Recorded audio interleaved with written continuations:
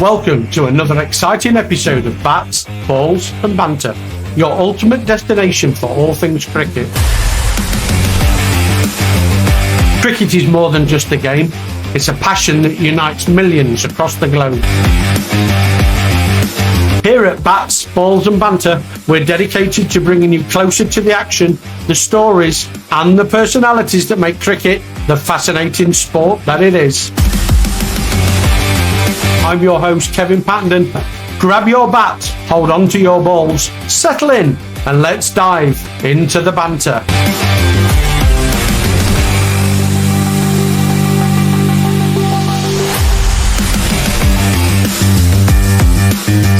Welcome to another episode of Bats, Balls and Banter, and I'm thrilled to be joined today by a truly remarkable individual, Natalia Tykhonravova. Hailing originally from Ukraine, Natalia brings a unique perspective as she now represents Estonia in international cricket for the women's team. Beyond the cricket pitch, Natalia is deeply immersed in the tech world as a QA team lead at the YOLO Group.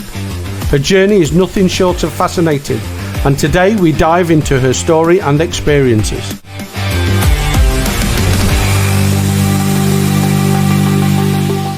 So, hi Natalia, and welcome to Bats, Ballers and Banter. Hello, Kevin. Thank you for the invitation. No problem. It's great to have you here today. So, look, let's start at the beginning. Can you tell us a bit about your background and how you ended up in Estonia from Ukraine? Sure. I was born in the small town, southern part of Ukraine. It's Odessa region.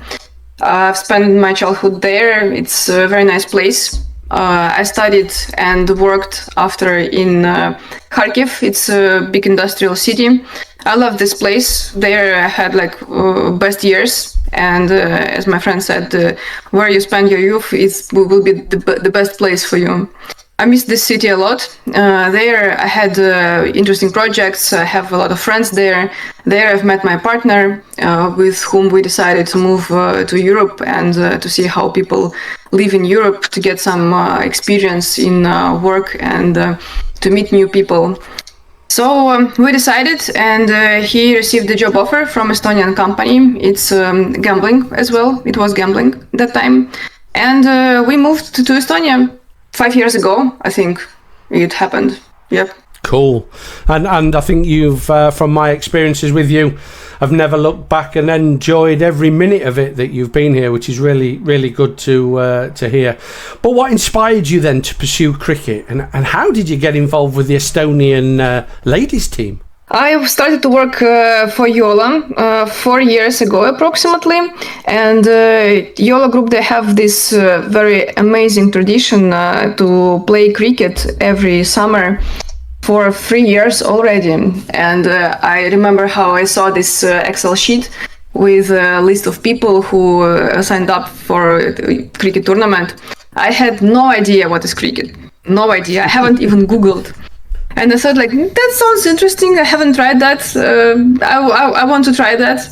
To play a tournament with totally random people, that sounds out of my comfort zone. So I decided that I should go for it, and I put my name in the list. After that, I visited trainings, and we had that tournament, and I enjoyed so much that I decided that I want to play cricket more. Wow, what a great introduction to cricket, and brilliant that you enjoyed it so much, and that was through work then, a work summer day effectively that got you involved in cricket. And a little bit later on we'll come on to the Estonian ladies national team and how you started to represent them from there.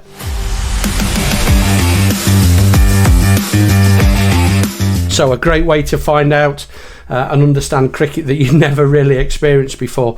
What's been the highlight of your cricket career so far, Natalia? I think the highlight of my cricket career so far is the last trip to Cyprus. We played a lot of matches, 2 matches per day in extreme weather conditions. It was quite hot. For me, actually, it was not that hot because I used to such weather all my childhood. I had this kind of hot weather in Ukraine.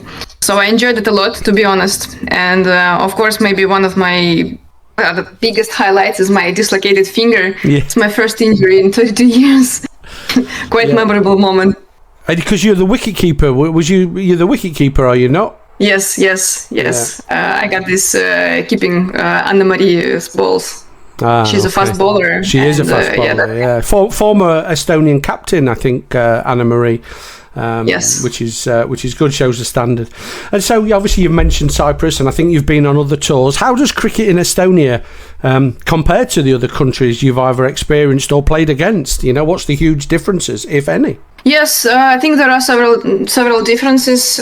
We've been to several countries this year with tours, and we talked to ladies about cricket and how it developed there.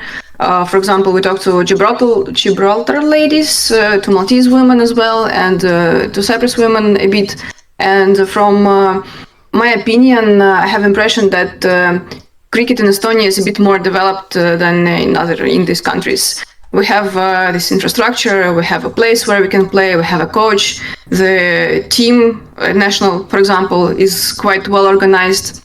We have equipment that is necessary to play, and we have also opportunities not only to play cricket but also participate in matches as umpires, scorers and coaches. For example, I know several ladies who have certificates as coaches, and I myself do scoring as well. So women in Estonia are quite involved in cricket, and they have this possibility to be involved even more. So I think our experience is a bit better than maybe in other countries. Perfect. So it sounds like the Estonian Cricket Association are really helping ladies cricket develop in a underdeveloped cricket nation. So Estonia is obviously not a world leader at the moment in cricket. I know they have some World Cup qualifiers coming up for the men's team, but it sounds like everything from an infrastructure perspective is in place for the ladies then, which is really good and obviously helpful. And I think it probably helps making you enjoy it more with the involvement. But I'm sure you've faced some challenges. What you know, have you, as either a female cricketer or a cricketer in general, how have you overcome them? Yes, of course I have challenges. Everyone has. So I would speak only from my experience about my personal challenges. For me, it was connected mostly with my self-esteem and like my experience of myself on the pitch. For example, in Gibraltar, it was quite a tough time for me. I put too much pressure on myself, and when we played with Cricket Army ladies from UK, I could do like nothing on the pitch because I was so stressed. And I cried after 2 hours in the bathroom, but since then I analyzed a bit my behavior, and I allowed myself to be the person who I am, to be allowed to be competitive and to play aggressively to support my team. And I allowed myself not to think about anything except cricket on the pitch. So, you know, the challenge to overcome myself as a person, all this like anxiety, and try to evolve and be even better, to put aside all these routine issues, all these things like, oh my god, what people will think about me when they will watch me on YouTube, like, oh my god, I'm so awkward on the video. So that required some effort, and I still think about that. But I try to be in the moment when I play cricket. I try to focus on each ball. When I keep or when I bat, I try to focus on people with whom I play. I try to support my teammates, and I try to enjoy this support, all this communication, and definitely I try to enjoy the competitive side of the cricket, especially when we play with same competitive team. This is the best. This is the way forward. So it sounds like more personal challenges which are you are overcoming and beating, and that will help you in life in general, one would assume then, as a team sport, as a group of people, how to deal with different things, how to develop in different ways around other people, which is really good. And we'll come on to a minute your role at the YOLO group, but I can see that there's a connection then in the team sport that cricket is in helping you in many areas. So brilliant, great news, and good to hear that you're overcoming some of these.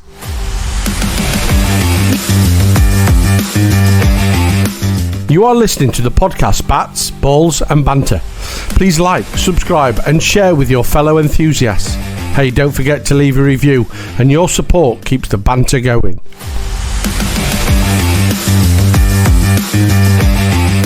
So brilliant. I like that team ethic, and I suppose that then rolls into the work. So can you share more about your role as a QA team lead at the YOLO Group? Yes, of course. At YOLO Group, I work as a QA team lead. I have a small team of several people, and we work on client-specific domain. So basically, we are responsible for the quality of web products. It's BitCasino.io, Empire.io, Live Casino, and the casino part of our sportsbook brand, Sportsbet.io. Also, we have several applications that we test as well, and we try to work on the quality overall. We have this strategy, and we try to provide the first-class user experience for our players. Perfect. Sounds like really interesting, and I think that the modern world, the way it's going, the online things, etc., is definitely the way forward. So I would think you're really busy and constantly in action with your work there. What projects are you currently working on, and I suppose what excites you most about them? Well, I work on all these 4 brands that I mentioned before. Also, I try to help and contribute a bit on our new project. I think you will know soon after we release it to the public. This new project is quite exciting because it's complex and a lot of technology involved there, especially crypto related and Web3 related, which excites me a lot. That's all projects that I have for now. Looking forward for more exciting projects in the future. That sounds enough for now to keep you busy. And therefore, how do you balance your tech career with your commitments to cricket? Because I understand you have your club, so you play club cricket, you play club games, you have national training, you have national tours, as you've already mentioned, Cyprus and Gibraltar, and I think the Malta ladies came over to you in Estonia. How do you find the balance, or do you use all your holidays for cricket? Yes, I have a routine set up and I have my schedule. So I try to dedicate as much time as I can to cricket. And yes, you're right. Of course, this year for all cricket tours, I've used almost all my vacation, but no regrets. I had so much fun with the team, and that was amazing experience. I would do the same next year if we will have the same schedule. Yeah, and I think you've got one more tour this year to come, if I understand correctly. Is it Norway? You're off to Norway soon? Yes, for Nordic Cup. For the 3 days. Cup. And that's Estonia and Finland and Norway, I assume? Yes, Denmark, I think as well, and Guernsey. Oh, wow. A brilliant spread of European cricket then to look forward to. I think that's in August sometime. When you was growing up then, did you always wanted to be in the tech world, Natalia? I don't think so. Well, I have education of a teacher. I am a teacher of English language and literature. I think I ended up in tech industry by accident. I got the job offer from one company as a people partner, and I decided to try. No regrets. I have changed several positions since then. It's like 8 years almost since I started to work in IT industry. I had a lot of different projects, outstaffing product companies as well. This is very challenging, especially working with people, but I like challenges and I enjoy it a lot. I think that I will look forward to some leadership positions in the future. I hope it will be in YOLO as well. Perfect. And let's hope your cricketing career and your job career progress in the development that they are doing already. And we'll come on to your personal insights and experiences next.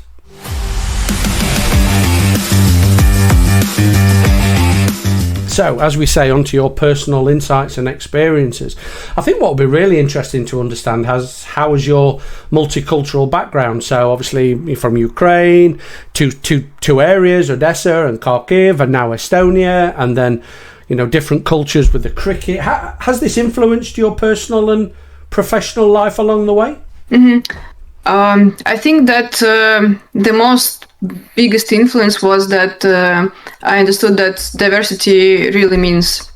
I was living in Ukraine for some time, then I moved to Estonia. Also, I traveled a lot before coronavirus, and this year I was lucky to travel a lot. And I can see that there are so many people, and they're so different, and there are so many cultures to experience. And every culture have their own knowledge and experience that they can make the life more like rich and more beautiful. I have also a lot of friends from different cultures, and I like to meet them because every time I can see how they communicate, how they behave in the company. They can teach me something else, something totally new, and help me to see different situations from different angles. And this is so great. Actually, I'm so excited to work for YOLO, because in YOLO there are a lot of people of different nationalities, a lot of people. And I'm myself from a very small town. We haven't had any people from totally different nationalities, like from, I don't know, South America. We haven't had there. And now when I meet such people, I'm so excited because I can learn something from them. I can learn how they live there, what kind of experience they have, what kind of food they have. And this is so great because I can make my life better with that. I can absorb their experience and become better because of that. Yeah, so I think it's influenced a lot.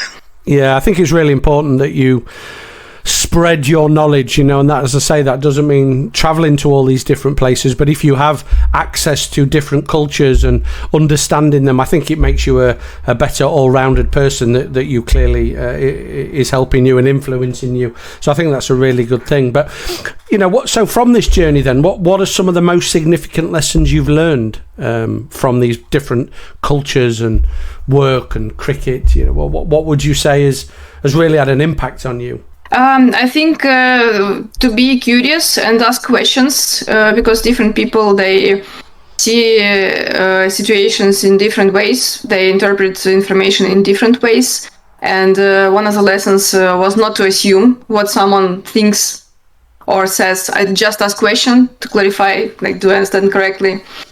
I had one case in the beginning of my career. I called one of the employees, and his name sounded like quite Russian.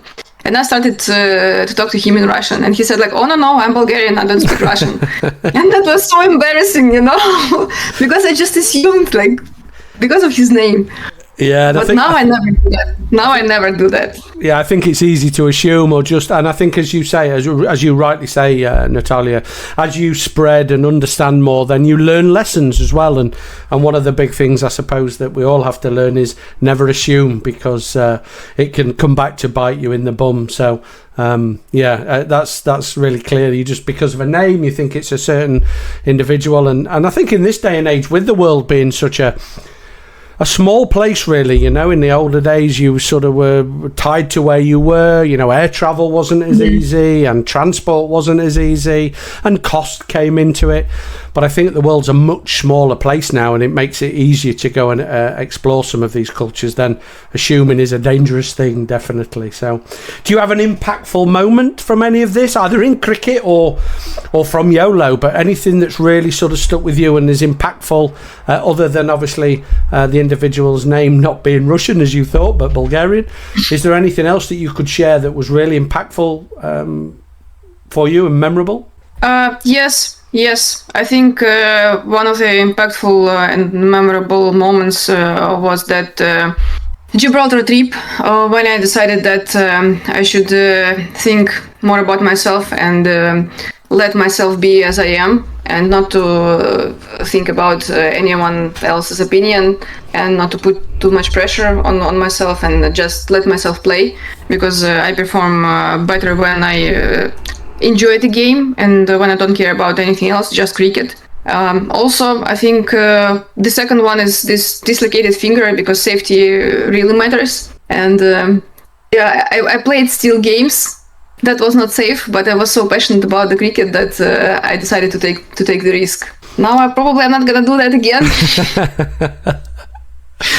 Live and learn, Natalia, live and learn. Perfect. Yeah. Okay, well, come on to your future aspirations next.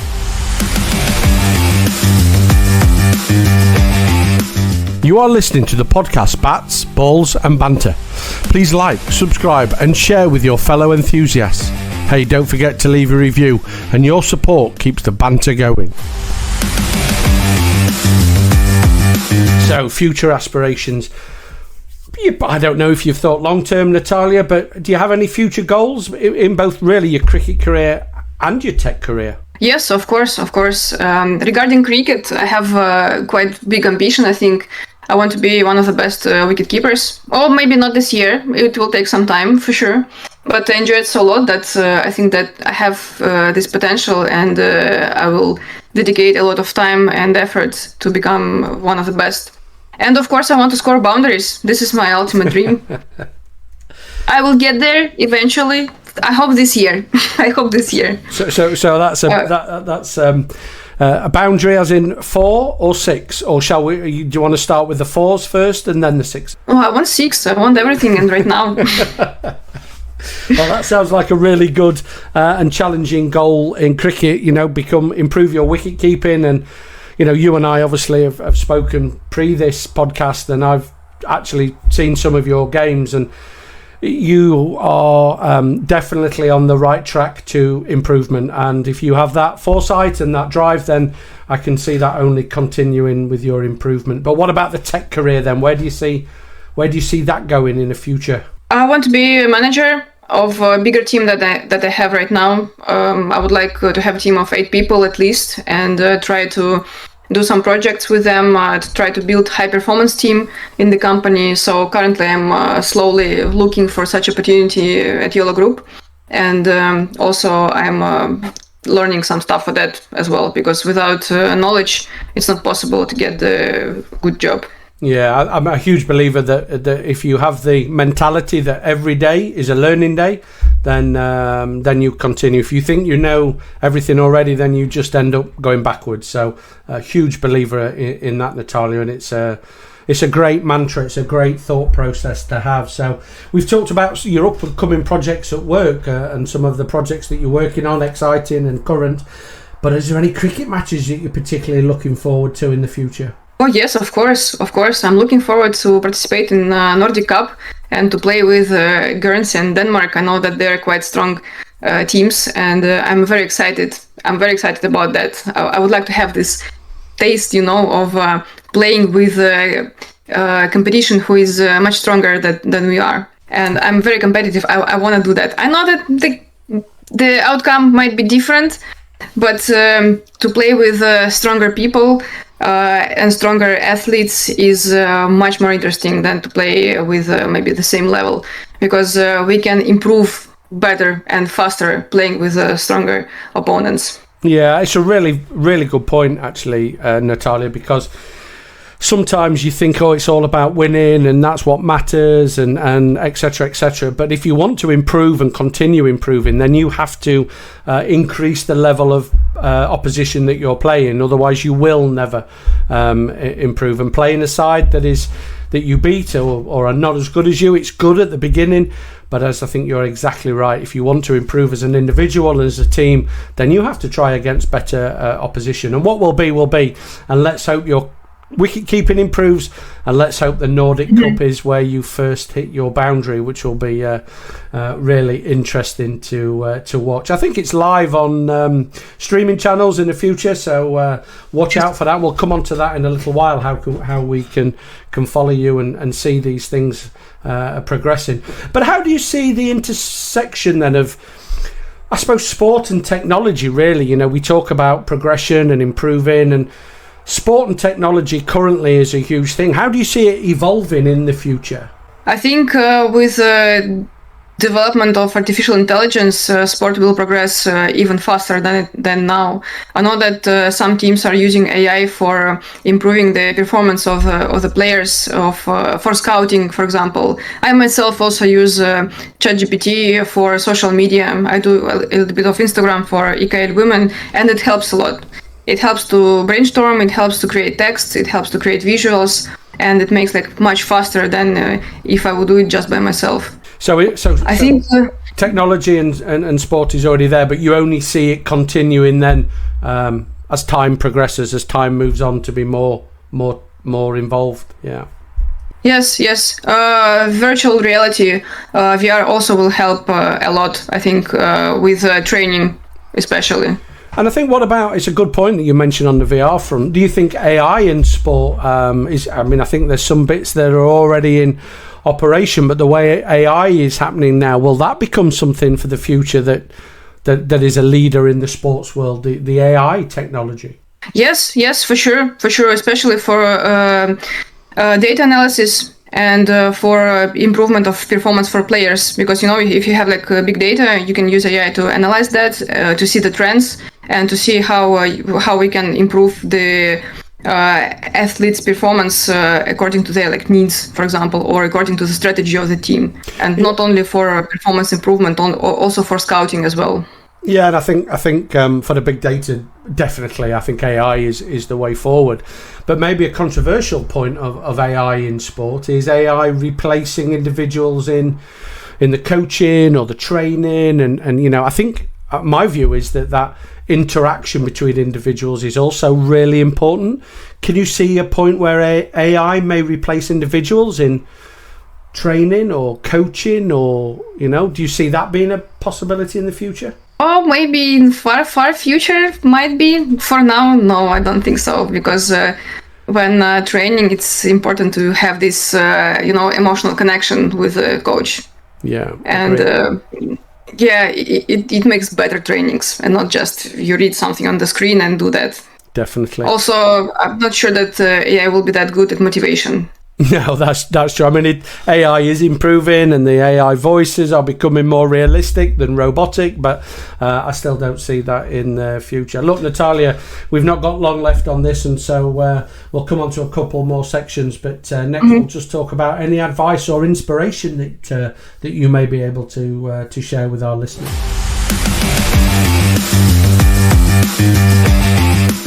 So, advice and inspiration, Natalia. I think what's really noticeable in the world at the minute is the number of women, and young women in particular, who are taking up many sports, and cricket being one of them. But what advice would you give to a young woman aspiring to enter the field of sport or technology? My advice would be do not hesitate. Do not hesitate, sign up for a sport, even if you don't know what is this sport about, even if it seems complicated. Just sign up and see what happens, like I did several years ago when I signed up for a YOLO cricket tournament, and I have no regrets since then. And I think that trying new things is important, because when you try, you know for sure if it fits for you or not. And if you don't try, you might regret later. So do not hesitate and try a new sport. You might enjoy that a lot, as I am. Yeah, and clearly you're a good example of that. I don't even know what cricket is, but hey, I'll give it a go, and the rest is history. You're now representing a country at international level, so I think that's really good advice. Obviously, it's easy just to say, I'll give it a go, or don't hesitate, or whatever those words may be, but I think all of us across life have some inspiration or mentor, and it might not be the most visible person to everybody else. It might not be the latest coach, the greatest friend you ever had. It could be anybody, really, and lots of people have inspirations and mentors of different levels. But who's been your biggest inspiration or mentor throughout your journey, really, throughout life, or the tech world, or your cricketing world? Do you have one or two, maybe, inspirational people who have helped you? Yes, of course. My biggest inspiration is Anna-Marie Vesik, for sure, especially after Cyprus tour. She's an extraordinary player. She's an amazing person. I love to chat with her. I like how she represents herself, and she's my biggest inspiration, because she's mother as well, and how she balances her private life and cricket, and I think she has a job as well. This is amazing. I'm not sure I can do the same, but I know that I can, because I see her as a role model for myself. And I know that everything is possible. When I look at her, when I talk to her, I know that everything is possible. And she's also so positive, and I enjoy playing with her and keeping her balls. She's a fast bowler. this is amazing. This is one of the biggest inspirations for me. Yeah, and I think for those who don't know Anna-Marie, and she's hopefully going to be one of our podcast sessions in the future, former Estonian national ladies captain, 2 young children, a job, as you say. Her partner, Marco, is the national team men's wicketkeeper. They play for clubs. It's a huge, and it's a really good point that you make, You meet Anna-Marie or you see Anna-Marie and she's always been the same. She's always the same individual. She's always positive. And I hadn't thought of that, Natalia, but I absolutely 100% agree with you on that. And obviously Anna-Marie isn't there by your side every 5 minutes. So what keeps you motivated, though, during challenging times? Love for a challenge. Love for a challenge and my competitive side of my character, I think. I fail a lot, of course, but I just keep saying that I will get there eventually. I allow myself to fail. I allow myself to make mistakes, and I know that every mistake will just make me better, and I can progress. Perfect. So yeah, I just say like keep trying. You will get there. To develop skill, it's very hard and painful, especially for some self-esteem and for ambition that we have. But I know that I will get there. I just need to try one more time, and I will be there. Perfect. Very inspirational yourself, Natalia. Look, we're coming into just a couple more questions in the podcast, and just like to have a think about, is there anything that you really want to share with our listeners over and above, and how can people follow your journey or get in touch with you? So, as we say, Natalia, into the final section here of the podcast, bats, balls and banter, and just a couple of points really on your closing thoughts. We've talked about many things, your journey from Odessa and Kharkiv, Ukraine, to Estonia, to your tech world, through your cricket. Is there anything else you'd like to share with our listeners that we haven't touched upon? I would like only to encourage listeners to try cricket. It doesn't matter whatever age, gender or background you are. Just go to pitch and try cricket. You might realize that you enjoy it a lot, and you might understand more about yourself as a person. And team sport is amazing. It's always support. It's always fun. And it develops character even better than just reading some books for self-development or watching some videos. So try cricket, everyone. It's a must-have. It's a must-try for sure. It's a must-do. And I think, as you say, it also helps in your work career as well. Is there any way that people can follow your journey, Natalia? Yes, I think you can follow me on Instagram, and but we can start with EKL Women. We have this Instagram account where we show how women play cricket in Estonia. It's quite interesting. We have a lot of interesting pictures there and articles. So join Instagram and follow EKL Women. And what we'll do, actually, Natalia, is we'll put those links on the at the bottom of the podcast so people can start to follow them as well. Look, it only leaves me to say thank you, Natalia, for sharing your incredible journey with us today. I have to be fair and say it's been truly inspiring to hear about your experiences, really, not just in international cricket, but in the tech world. I think your story is a testament to power and determination and passion, and that comes across very clearly in you, the determination and passion element, and I'm sure our listeners will take away valuable insights from this conversation. Look, we wish you all the best in the future, both on and off the field. Hopefully you'll come back in a few months' time to give us an update, but for this moment in time, thank you for joining us, Natalia. Thank you for having me. So thank you all for tuning in to Bats, Balls and Banter. And don't forget to subscribe and stay tuned for more exciting episodes. Until next time, take care and keep the cricket spirit alive. This podcast series is sponsored by Cricket Finder, the world's fastest growing cricket networking platform, bringing clubs, teams and players together from all over the world. Use the code POD24 to receive your subscription discount at cricketfinder.com.